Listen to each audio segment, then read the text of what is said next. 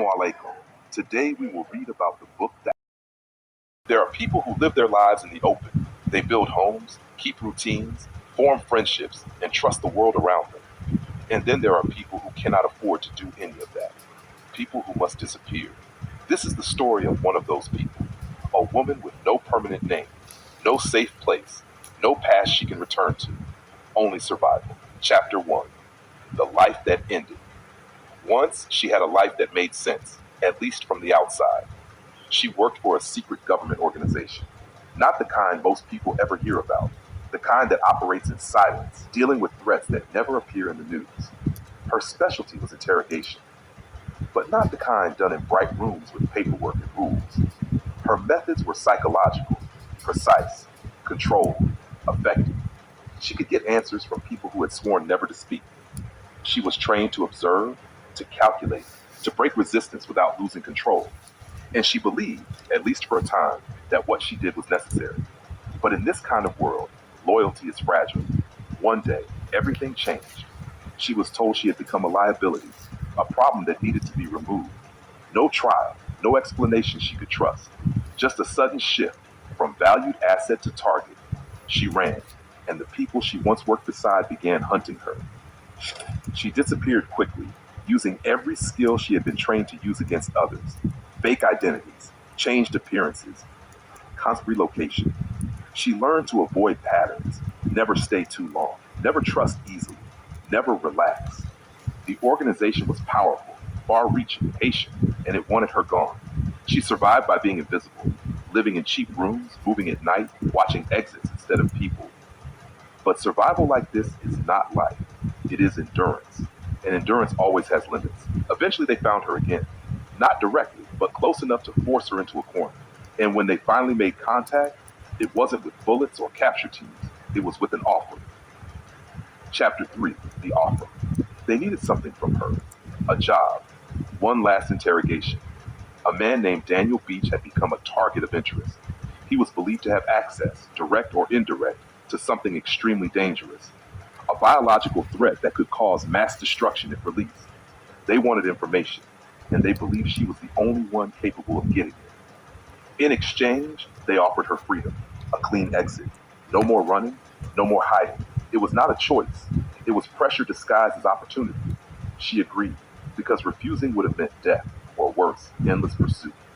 Chapter 4. The Target. Daniel Beach was not what she expected. He did not behave like a criminal mastermind or a hardened terrorist. He was calm, confused, defensive, but not violent. And he had someone with him, his brother Kevin. From the beginning, things did not fit the story she had been told. There were inconsistencies, missing details, gaps in the intelligence. But she had been trained to proceed anyway.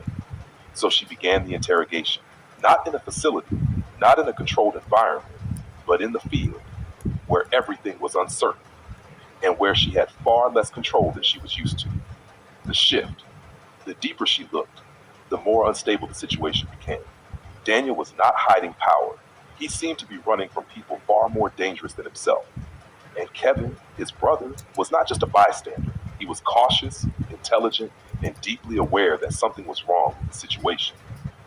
As she worked, she began noticing something troubling. The organization that sent her was not acting cleanly. There were signs of internal manipulation, conflicting instructions, hidden agendas, and then came the first attack. Someone tried to kill her. Not Daniel, not Kevin, her. That moment changed everything, because it meant one clear thing. She was no longer just an employee.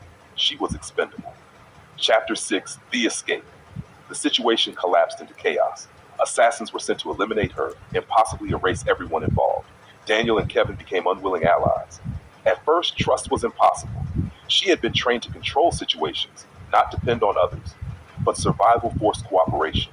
They ran, not once, not briefly, but continuously, across towns, safe houses, rural roads, and abandoned spaces. Every stop carried risk.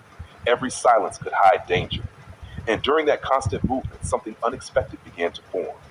Understanding, not trust at first, but recognition. Daniel was not her enemy.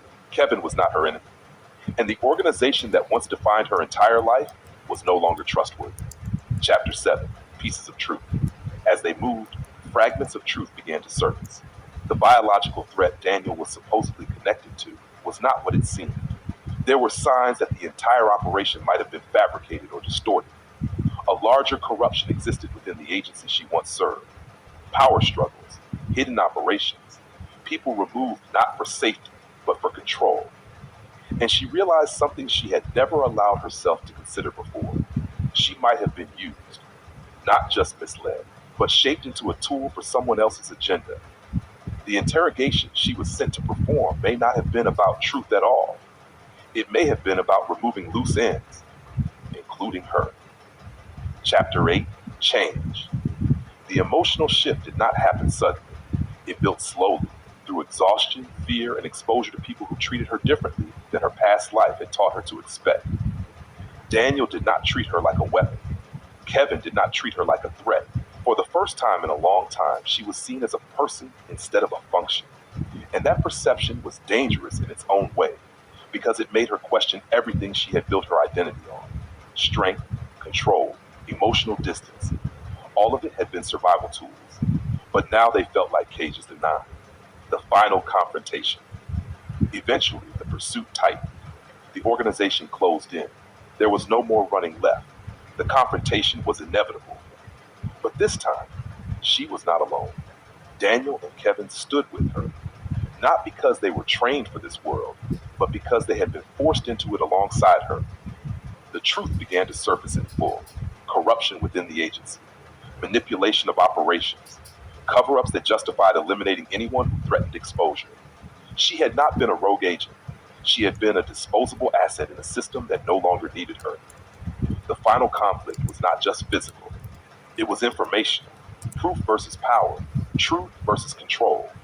And in the end, exposure mattered more than force, because systems built on secrecy fear light more than bullets. Chapter 10, Aftermath. The organization did not fall overnight, but it was damaged, exposed, forced to retract its reach. And in that collapse, the woman who had once been a tool was finally free of it.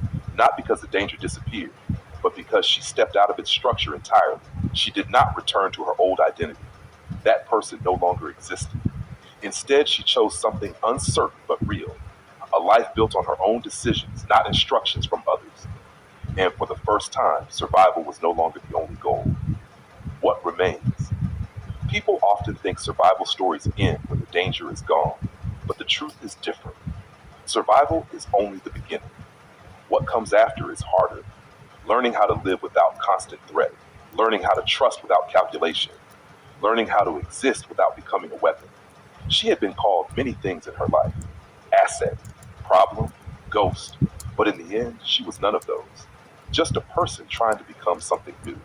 And that, more than any escape or confrontation, was the hardest mission of all. Narrator voice fades. And so the story does not end with victory or defeat.